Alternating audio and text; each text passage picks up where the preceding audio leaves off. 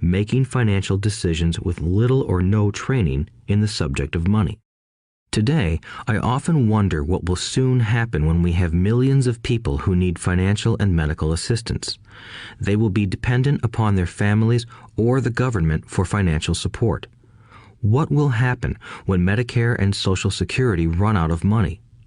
How will a nation survive if teaching children about money continues to be left to parents, most of whom will be, or already are, poor? Because I had two influential fathers, I learned from both of them. I had to think about each dad's advice, and in doing so, I gained valuable insight into the power and effect of one's thoughts on one's life.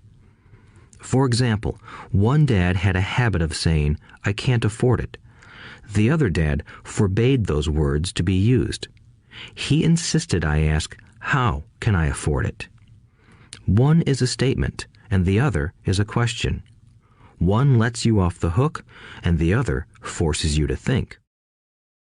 My soon-to-be rich dad would explain that by automatically saying the words, "I can't afford it," your brain stops working.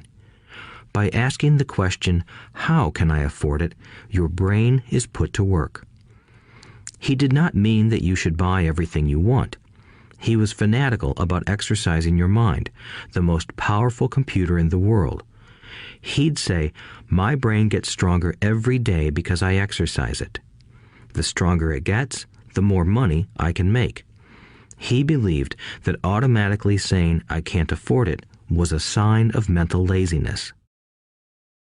Although both dads worked hard, I noticed that one dad had a habit of putting his brain to sleep when it came to finances, and the other had a habit of exercising his brain. The long-term result was that one dad grew stronger financially, and the other grew weaker. It is not much different from a person who goes to the gym to exercise on a regular basis versus someone who sits on the couch watching television. Proper physical exercise increases your chances for health, and proper mental exercise increases your chances for wealth.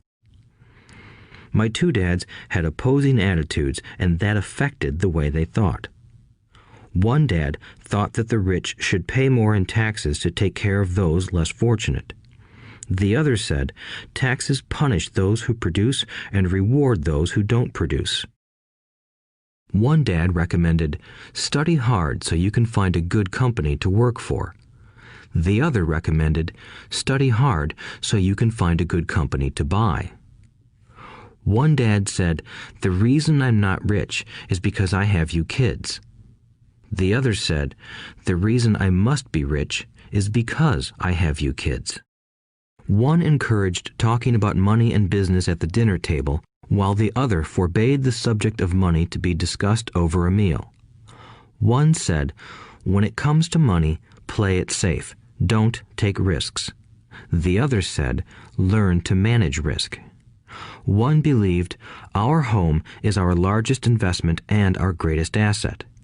The other believed, my house is a liability, and if your house is your largest investment, you're in trouble. Both dads paid their bills on time, yet one paid his bills first while the other paid his bills last. One dad believed in a company or the government taking care of you and your needs.